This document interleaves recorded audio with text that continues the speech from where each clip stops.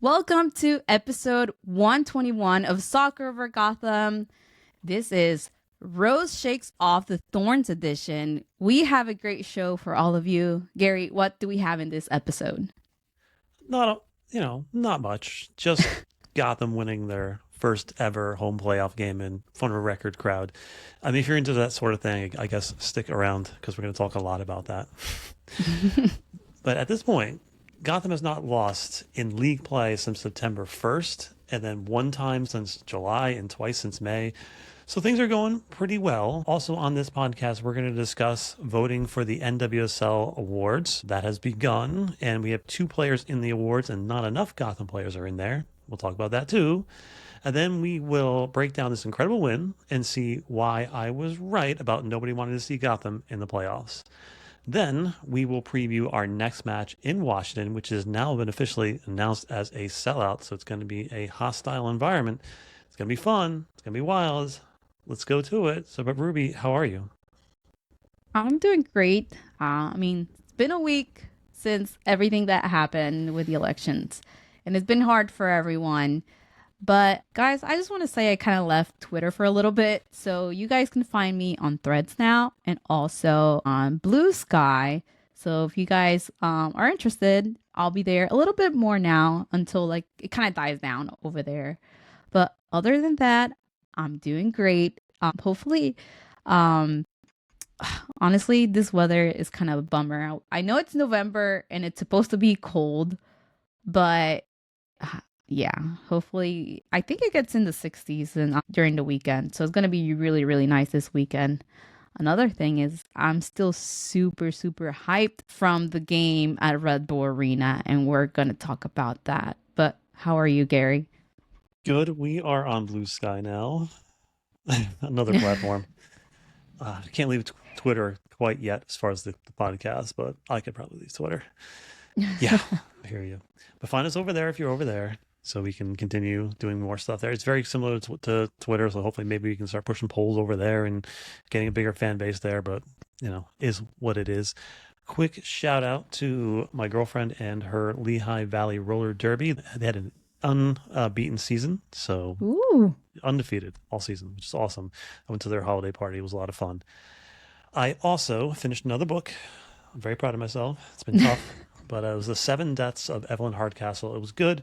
The ending's a bit frustrating, but it's worth reading. If you get a chance to, check it out. All the books I'm reading right now are about escaping. Like, I just want to get into a different world somewhere else, so far away in a different plane, in a different dimension.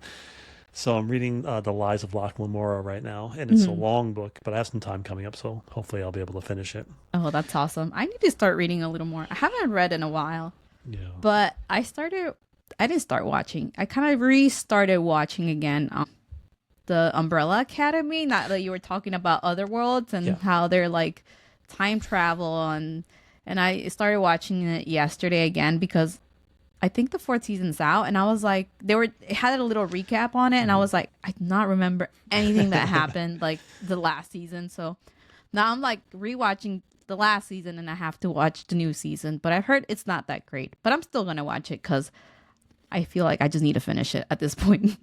Yeah. Let's talk about this team.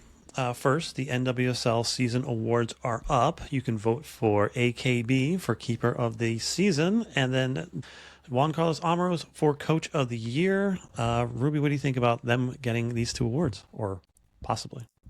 I hope they get the awards, but I am so happy they got nominated for this, and I do feel the same way as you. I do feel that more Gotham players should have been in this list. But the two that we got, well deserved, especially Juan Carlos Amaros for doing such a great job this year as well with Gotham. We thought it was gonna be like I guess in music you call it a one hit wonder. I don't know what you would call it in soccer, but we thought it was gonna be that way with Gotham this year. But he's proven that he's a great coach, and yeah, well deserved the nomination. And then Berger. Of course, she deserves to be there. One of the best keepers in the league. What do you think? I agree with you on Juan Carlos. He has the best second season of a championship winning team in league history. And he's done this with rotated lineups and players in and out. And he's been able to manage all of that. And he got us into a Summer Cup final, the semifinals of the Champions Cup. We're 2 wins away from another NWSL championship. I think that is super impressive. And he's made a positive atmosphere and everyone likes playing for him. And it's been good. He's got a 62.7% win percentage, which is pretty darn crazy. Pretty darn crazy. Then when it comes to Anne, what else can be said? She's had 8 clean sheets. She has had 0 errors leading to goals this season. She's been solid and just stepped right in and upgraded the level of the team to like a whole new level. And just it's a completely different team with her there when she's not there. She's been great. And then obviously she's elevated her own game because now she's with the German national team all the time and starting there and started the Olympics. She's having an incredible season. But I will say one player that I think that is left out of this, which I'm very upset about, is Sonnet. I think Sonnet should have been in there for Defender of the Year. I think that's a crime that she's not in there. She definitely got robbed there because she's been having an incredible season. So I do not understand why she's not there. But just know, Sonnet, you are our Defender of the Year. Yes, our fans are never wrong. Also today, ESPN put out their top 50 women's footballers of the year. And obviously this is completely meaningless and arbitrary and subjective. But yeah. But 3 Gotham players made the top 50 list. Esther made number 50. Okay. Roosevelt made number 44. And Anne-Catherine made number 25. Pretty impressive considering the list. And obviously it seems like they weigh European players higher than, U.S. players. It is what it is. But all 3 of those players are having incredible seasons. So good for them. Any thoughts on that list? So I think some of these players should be higher, especially Roosevelt. And I do agree with you how they rank European players higher. When we had European players come to the league, they always say that it's much harder to play in the NWSL. So doesn't make sense, but okay, we'll go with it. And some more Sonnet erasure happening. She should be on that list. Yes. Let's talk about this crazy game that we went to. And again, the first playoff game in club history, a record crowd. It was 15,540 people in attendance, but who's counting? All top 3 seeds had all advanced this playoffs, which is interesting. And I think for Portland coming to Harrison, we had Sinclair's last game Technically, it wasn't her last game until it was over.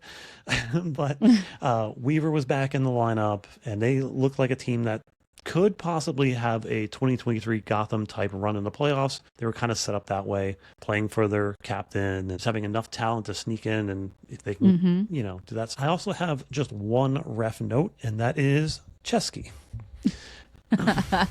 So Ruby, let's talk about this atmosphere. You brought family to this game? So at the end, they ended up not coming. So it was me and my wife either way. But yeah, we had so much fun. It was pretty much sold out. So by the time we got tickets, the ones available were in the upper bowl. But let me tell you, it's such a great view over there. Right. Like I was honestly oh man, I'm not going to be closer. But I was actually surprised the view that I had up there. It was really good. And I could see plays a little bit better from over there and the passing and stuff. So I was like, okay, this is not bad at all. And it got pretty full up there too. The energy was so great. Everyone was cheering. Everyone was so into the game. Like, honestly, I think it was one of the best games I've been to at Red Bull Arena. Yeah, I over my time going to that arena, I sat pretty much everywhere, and there's not a bad seat. I can't remember sitting somewhere like, oh, I can't see anything or whatever. The higher you go up, the more eagle-eye view you have, and as a commentator, that's not the worst thing because you can see almost all the pieces moving at the same time, which is nice. So on the night, Eli Manning was in attendance, Cory Booker was in attendance, the New York Sirens were there in attendance. Did you notice anybody else?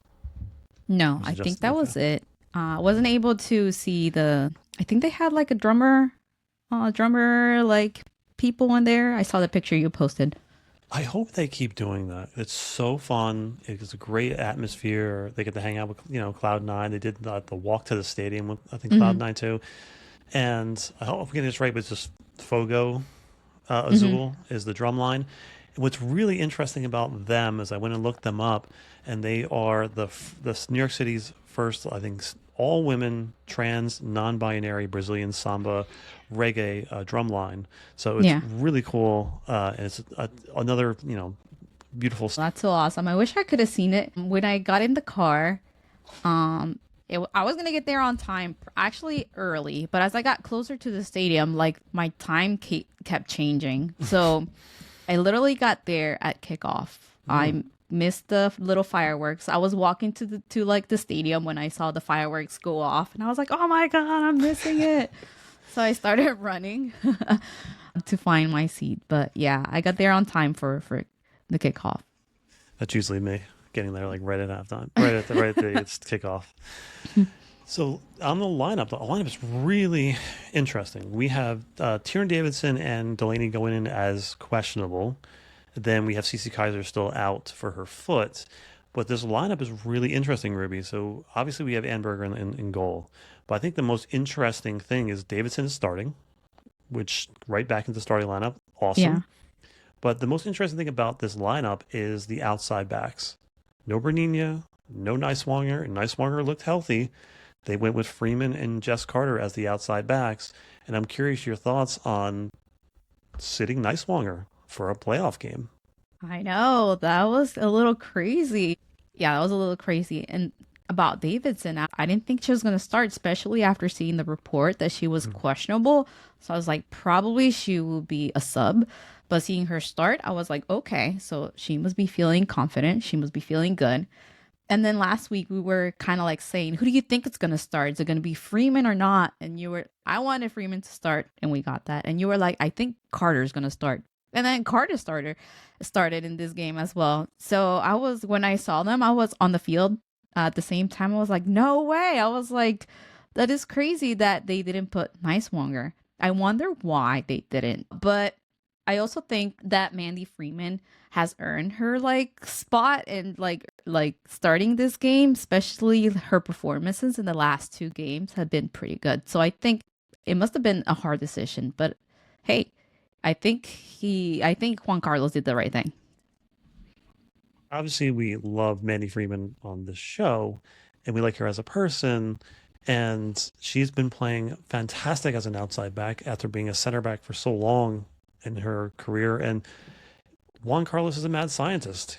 He will give players chances to get a run of games, Mm-hmm. and I guess he's just sticking with it. But do you think he is bold enough to roll with Freeman over Neiswanger for the entire playoffs? Do you think that's possible? Ooh, wow. Okay, so we're playing Washington next. Trinity Rodman against Neiswanger.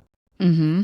I mean, Wow, that's gonna be a hard decision too to see who's gonna play. But looking at this lineup and seeing how he chose Mandy Freeman to start in this game, honestly makes me confident and that we have such a great team all around. Like he right. can put Mandy and we know and he knows that she's gonna perform and he can put Nice Wonger at any time as well and we know she's gonna perform. Putting like running Neiswanger onto the pitch at like the 85th minute is kind of crazy to be able to do that. Right? And then we had Ellis Stevens was starting because Delaney Sheehan was on the bench, so she did not start this game. Which we talked about this last week. You said that every time she's not in the lineup, I'm asking for Delaney Sheehan. Was that something that you were doing during this game? I did. Oh You my did. god. I definitely did. I was like in the second half, who was the player? I forgot which player I thought was tired and I was like we need to bring Sheehan in cuz you could tell we got some tired legs out there and Hmm. I know she's going to be the one that's going to get us to like closer to goal and like score. And probably 5 to 10 minutes later, I saw her like coming in and I was so excited. And then she came in and I noticed that she had the one leg sleeve, a black one on her. I Hmm. was like, oh, that's so cool. I mean, she's wearing it for other reasons, but it just looked cool. And then when she assisted the goal, I was like, I knew it. I knew it. Yeah, she saw last week and she's like, I'm both a game changer and an MVP candidate. Take that, everybody. Mm-hmm. So in the first half of this game, I mean, this is pretty typical Gotham in the playoffs, where they're just gonna pin teams in and just hold them there. And they had 57% possession in the first half. They held the Thorns to at least 75% or less passing. They had only 50 passes out of their own half, and they had one shot that came late in the half. I know Sophia Smith had one offside goal called back, but a couple times during the first half, Sophia Smith was yelling at her defensive line just to get the ball out of there because they were just getting pinned in over and over again. They were just swimming. Then Ella almost gets an own goal in the end of the first half, hits the top of the post and goes out. Your thoughts on the first half? It was 0-0. Gotham's in control for the most part, but it just did not felt like they just had it. Yeah, it was honestly a little nerve wracking, even though Gotham um was in control of the game Mm-hmm. most of the first half. The Thorns had these like moments where they were like coming at Gotham, and sometimes it only takes like one little mistake or one person not paying attention, or or if you turn or you start running a second too late, it just Mm-hmm. takes that little moment for them to score. Sometimes I was like, oh my god, if the Thorns like score and win, I don't know what I'm gonna do. But Gotham was able to hold them off. And like I started like screaming when they called out that it was an offsides from Sophia Smith. And I saw the girl like that was like two rows like in front of me, like looking at me like I was crazy. And I was like, oh, I need to calm down. I was like, yeah, it was offsides. Yeah. If you saw me, I'm sorry. You're right though. It's with these teams that are left in the playoffs, Portland being one of them. They all have that one player like Smith, and then you got Mm-hmm. Rodman, you have Shawinga, you have Banda, who can just Yeah. one moment you take a nap for a second, and they're behind your back line. And Sophia almost did that to Gotham. So I understand. It seemed like at halftime the fans were pretty nervous. I agree with them. I was a little bit nervous myself. The second half, though, one I like when I get to see history happen. And just shout out to Christine Sinclair coming off the field at I think it was the 65th minute. Standing ovation to pretty much everybody in the arena. We know she's a legend, and it was magical to kind of see her step off the field for the last time. Yeah. Honestly, yeah, I was telling my wife that during the game. I was like, look, we came to Gotham's first home playoff game, and also we get to see St. Clair play for possibly the last time in her professional career. So I was like, this is so great that we get to experience that. She has such an amazing career. I feel like again, this is another end of an era. Like all these players that are retiring, like Kelly O'Hara. It's man, Morgan, like that was like some of the golden years right? from like US and pretty much just soccer in general. And now we're going to see this new generation, and see they have done so much already, the new generation to like put the women's game out there. Mhm. Absolutely. These goals were pretty incredible. The first one was very clever. Gotham had 4 or 5 players behind the back line around the 18-yard box and on a free kick from way outside the box. And when the ball was played in, I think all 4 players got back on side except for one floated in, and it was Davidson. And she sat there in the middle of 6 players, and ball found her foot. She put it in the back of the net, and it is Davidson putting up Gotham 1-0. What did you think about that amazing goal? It was so incredible, and I'm so glad that she got to score with Gotham. Especially at home in a playoff game. It was so great. I think I do have a video. I have to look for it. I'm not sure if I do or I don't, but I do remember asking Tierna Davidson. I think it was right after when she was playing with the US team and she scored twice. Mm. And I asked her if she was going to do the same thing with Gotham. So I have to find that video and post it, because now that she scored with Gotham, it just makes that video extra special. It does. It was a great goal, and good for her to come back and be such an impact maker. And we're going to talk more about her later. Portland gets back in it. Actually, if you're going to get scored on, make sure it's a really nice goal, I guess, because I thought that was a really nice goal from Turner.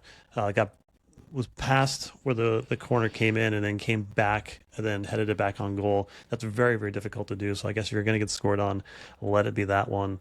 And dread kicked in a little bit. I admit. I think we've been here before, where it doesn't matter if Gotham's complete control. As you said, one moment could change a game, and Portland was starting to get some momentum going. I'm curious where Yeah. you were in your head at that point. Yeah, they really were like coming at Gotham with everything, and I was worried that they were not going to be able to like defend the goal and stay like 1-1. And at some point I really thought this is going to go to extra time, and Hmm. it possibly might go to penalties, because they were both coming back and forth, and I thought it was going to be a tied game.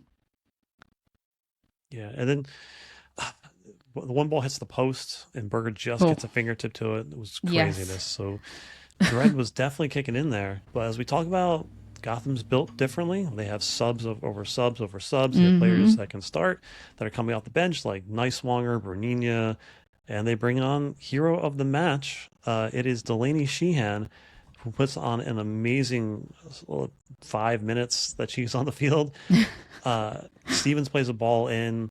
It gets down to where Esther's. This is past the 90th minute, and just first good on just Gotham is so fit. Esther is still running around chasing down balls in that, like she did it in the first 15 minutes of the game. She finds the ball to Ryan, who one slip ball to Sheehan, who's making a great forward run into the box.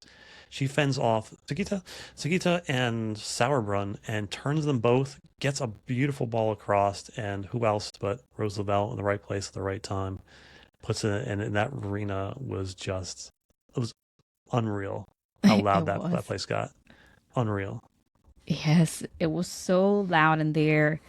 15,540 fans just screaming. Hmm. It was it was amazing, because this is the first time that they have such a big crowd, and just a roar throughout the arena, and Cloud9 cheering. It was such a great one. Yeah, they were deep. I think every seat in the supporter section was pretty much filled. It was loud, loud, loud in that arena. And you know what? Gotham moves on. We're 2 games away now, and we talked about this, but Rose coming up in these moments is amazing. And then I just, as I said, I think Gotham's depth and their fitness just went out. I think Jenna was a great spark. Brunini was a good spark. Sheehan was incredible coming off the bench. And the ability for Ryan and Esther to just keep pushing and being top level fitness is incredible. It's Yes. tough to beat Gotham. Yes, I do have to agree with you with the fitness part, because I was looking at Esther, Hmm. and she kept running back and forth. She was not slowing down. And towards the end of the second half, I did notice a couple of the Thornton players, like, they were getting tired. Hmm. And I honestly, I was like, good. I'm glad they're tired. Esther's done that all season. She's super fit. She scores goals late, and because that's her level of fitness is incredible. And then what a night for the fans. 15K in attendance, amazing. It was again loud, energetic. I mean, we've been waiting for a crowd like that for a long time.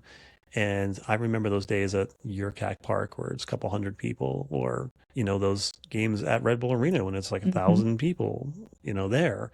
And I Yeah. hope that we can make this a regular thing because it was incredible.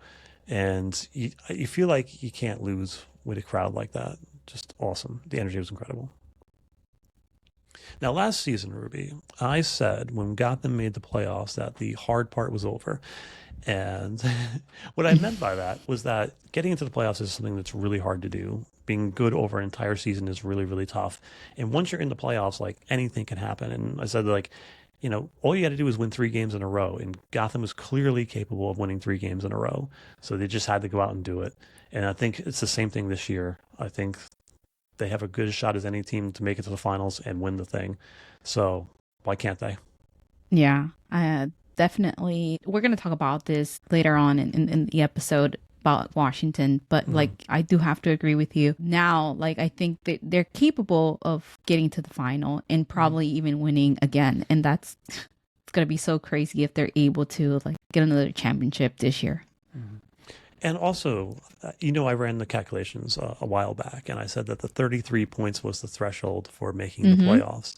This year, with 8 teams in the playoffs, Chicago made the playoffs at 32 points, which to me says that my 33 points is golden, because if they would have gotten the 1 point, they would have been solid and in there. So I still think I'm pretty on with my 33 points being the playoff threshold. So we'll see how long it holds up for. Yeah, definitely. You got the magic number there. Indeed. And then let's talk about the hero of the match. Lavelle, 66%, ran away with it. I'm not sure I agree. Do you agree, Ruby? Oof. I'm going to have to I'm going to split my vote. It has to Mm-hmm. be Sheehan and LaBelle. Yeah, I am the same. Split it between the two of them. Without one or the other, that moment does not happen. Mhm. And both of them are incredible. So I got Sheehan and LaBelle as a tie. But we also have to talk about Tierna Davidson, who had an incredible night on the night. 1 goal. She had 2 shots on. Her 2 shots were on target. Nearly 90% passing accuracy. She won 7 of 8 of her duels. She had 8 recoveries. She was all over the place, and she was solid, clean, and a physical presence on defense. Just welcome back to Tierna. And then let's first about Sheehan. I think now that we did our MVP voting last week, is it too late for me to switch my vote and put Sheehan as my MVP? Oh my God, stop. Uh, you want to change your vote? I heard a lot of people are Googling if they can change their vote. That is Anyway, true. let's move on. Let's talk about these playoffs. All the top seeds moved on, which, I mean, it was pretty obvious. I think these the top 4 teams in this playoffs can beat almost every other team in any other playoffs that you're going to find. These are the 4 best teams this league has pretty much ever seen. And they all kind of rolled through. And I heard it was Jeff Kassouf today said something like, he doesn't like how it's 8 teams in the playoffs. I think this year's an anomaly, and Orlando beating up on Chicago. Yes, it felt like Chicago didn't belong there, which I don't think they did. But I think, and as teams get more investment and players are getting better and better, I think it would be good to see 8 teams in the playoffs.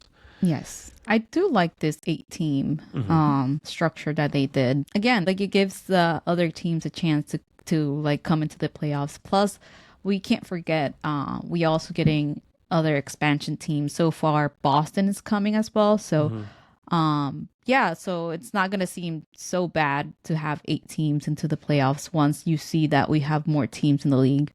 Yeah, agree. So, other games that you saw, was there anything that really jumped out at you of those games? I think the game that stood out for me was the Washington and Bay game because I was checking. I didn't watch the game, but I was checking the score because I was busy. And I think it was like the 70 something minute, and I looked and Bay was winning, and I was like, we were right. Like, Bay is gonna disappoint and Washington, and they're gonna be the ones like going to the next game. And I honestly thought that Bay won. And then like maybe like 20, 30 minutes later, I kind of forgot about it. I was like, oh, let me check the final score. And I saw that Washington won. And I was like, how the hell did that happen? And then I saw that Didasco had an own goal. And that was heartbreaking, honestly, because we like Didasco. And honestly, like just to be the person that scores on your own team, and that's how you end up losing and going home, it's tough. It is. It is. We love that Asco. Yeah, there's a terrible way to go. But I did say that they had a really good chance of upsetting Washington last week, and they were close. That was Yeah. close. And I also wanted that home game. Yeah. But we get to head to Washington, and it's going to be loud. It's going to be raucous. I'm curious your thoughts on this game. Oh, I can't wait for this next Mm. game.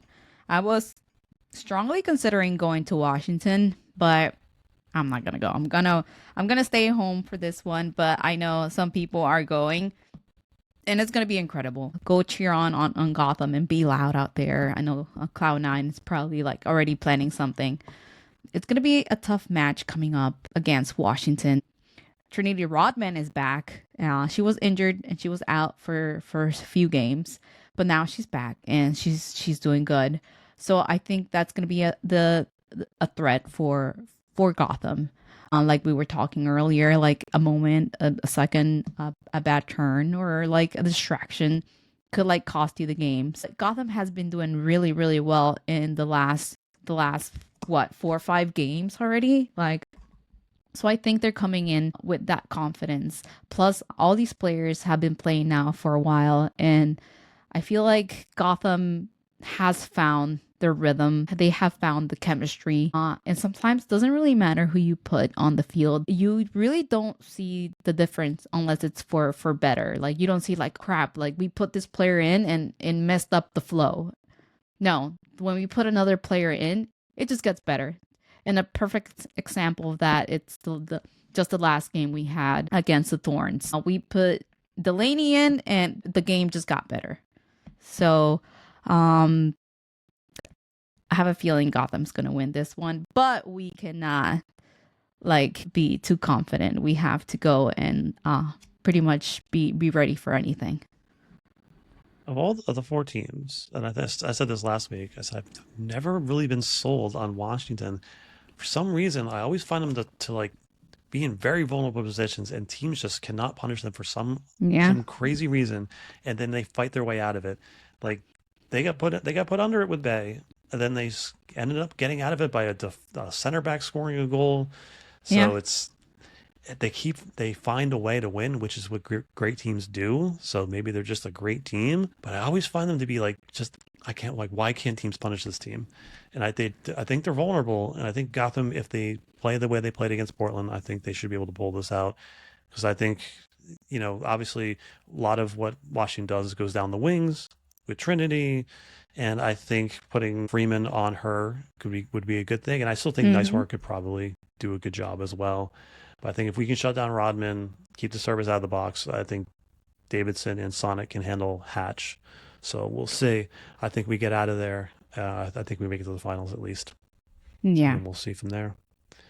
One quick note I wanted to make, which is interesting about the league itself, is we saw last week, we didn't talk about it on the podcast though, I think it was before our last show, but Trinity Byers from Texas signed with San Diego Wave as the first, I guess, free agent, I guess you can call it that, college Mhm. player signing with an NWSL team, which is a great step forward. That now the draft is no longer, Yeah. and I'm just curious to see more and more of those sign up. And I wonder if Gotham's ever gonna go for someone unless they're like really, really, really special. Yeah, we were just talking about it last week with Jenna about, how this year we're and for forever, we're not going to see a college draft anymore. So Hmm. we'll see how these teams go about like signing players that are in college or coming out of college. San Diego took the first step and they have signed their first college player without the NWSL draft. So it's interesting. I like it. Yeah, Byers is an excellent player, and she's going to fill the spot where Morgan is Mm-hmm. and do it really, really well. And that's going to be that's a pretty good starter set with her on that front line. It's going to be good for them. And I can't wait to see more and more players jumping right to the pros, which is good. Any random thoughts before we head out? No, I don't think I have any random thoughts today. Do you? Did I talk about the Halloween parade and the Special Olympics? No. Okay. So I was at the Bethlehem Halloween parade, and as soon as I get there, my girlfriend's roller derby team is they're all dressed up as bananas and they're doing the parade. I'm there for that, but with my little. But as soon as I get there, I walk there and I go around the corner, and then there's this float, and it is the Bethlehem Special Olympics. And they remembered me, which was awesome because like 4 years ago, I coached their Special Olympics soccer team. Mm-hmm. And it was good just to connect with them. And they're such an amazing organization. And they were trying to get me to like go back. I'm like, I can't right now. I got no space for anything. But I have till next August. Maybe I'll go back in next August and coach their soccer team again. That was amazing. I coached two different teams, Yeah. and they never made it out of the counties. I made it to silver medals in the states. It was an Wow. amazing season. The kids bought in. The kids, Yeah. some of them were like 50. But it was such a challenge, but it was amazing. I'm so glad I did it. Like I was, that, yeah, that anything. is awesome. Yeah, it was such a rewarding thing to do. And if you get a chance, anybody gets a chance to, those games are intense, Yeah. and it's a good production too. Like we went to the Villanova for the state finals and stuff. Hmm. There was the Eagles were there. They had this big parade and parties and Wow. dances, and Central Avenue is a crazy big thing. Yeah. And yeah, I'm proud of them. I was proud of myself for finishing that. That was really good. And That's awesome. that is what like sparked me to go back to finish my degree. Like just missed being around the game and just being Yeah. around soccer. So yeah, I'm grateful to them for putting that spark back in my head. And I'm Oh, sure. that's awesome. Maybe you can coach them sometime next year. Yeah, August. We'll see what Yeah. happens. All Oh, right. I do have a random thought. Sure. Kind of. Not really. So today I'm wearing my my baddies fly together shirt Mhm. that I love. We It's do have in our merch. shop. Yes. We do have merch, so go check it out. We should promote it more, but yes, you should definitely go check it out. But all right, everybody. So there's a away game. Hopefully, everyone gets there safely and home safely, and we win this game. I will be at work watching this game, trying to avoid people. But all right, so we will see you next week. Let's go.